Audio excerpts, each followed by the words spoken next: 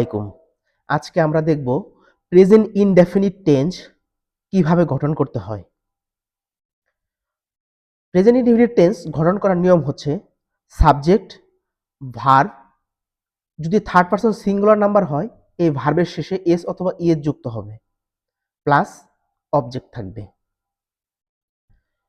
যদি subject third person singular number হয় তাহলে ভার্বের শেষে এস অথবা ইএস অবশ্যই যুক্ত হবে।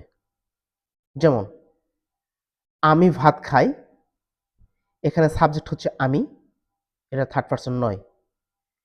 সে স্কুলে যায়, হি গোজ টু স্কুল, এখানে হি হচ্ছে থার্ড পারসন সিঙ্গুলার নাম্বার, যার কারণে ভার্বের শেষে ইএস যুক্ত হয়েছে। তারা মার্কেটে যায়, দে গো টু মার্কেট, কিন্তু এখানে যদিও থার্ড পারসন দে, কিন্তু তারপরেও ভার্বের শেষে এস অথবা ইএস যুক্ত হয় নাই, কারণ হচ্ছে এটা সিঙ্গুলার নাম্বার নয়, এটা হচ্ছে প্লুরাল। প্লুরাল হলে ভার্বের শেষে এস অথবা ইএস যুক্ত হবে না। এজন্য দে এর পরে ভার্বের শেষে কোনো এস এবং ইএস যুক্ত হয়নি। সে গাড়ি চালায়, she drives A car, she হচ্ছে থার্ড পারসন সিঙ্গুলার নাম্বার, এই জন্য ভার্বের শেষে এস যুক্ত হয়েছে। আজ বৃষ্টি হয়, it rains today, it third person singular number.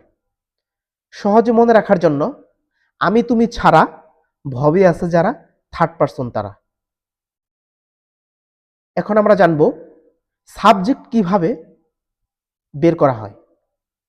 ক্রিয়াকে যদি হো, হোম অথবা হোজ এই তিনটা দিয়ে যখন প্রশ্ন করা হবে, যে উত্তরটা আসবে এই উত্তরটাই হচ্ছে সাবজেক্ট। তাহলে এখানে আমরা যদি প্রশ্ন করি যে আমি ভাত খাই, হো দিয়ে প্রশ্ন করি কে ভাত খায়, আমি ভাত খাই, তাহলে সাবজেক্ট হচ্ছে আই। সে স্কুলে যায়, হো গোজ টু স্কুল, কে স্কুলে যায়, সে স্কুলে যায়। তারা মার্কেটে যায়, দে গো টু মার্কেট, কে মার্কেটে যায়, তারা মার্কেটে যায়। তাহলে যে কোনো ধরনের সাবজেক্ট বের করার সহজ উপায় হচ্ছে ক্রিয়াকে যদি হো, হোম এবং হোজ দ্বারা প্রশ্ন করি তাহলে সাবজেক্ট বের হয়ে আসবে। Thank you.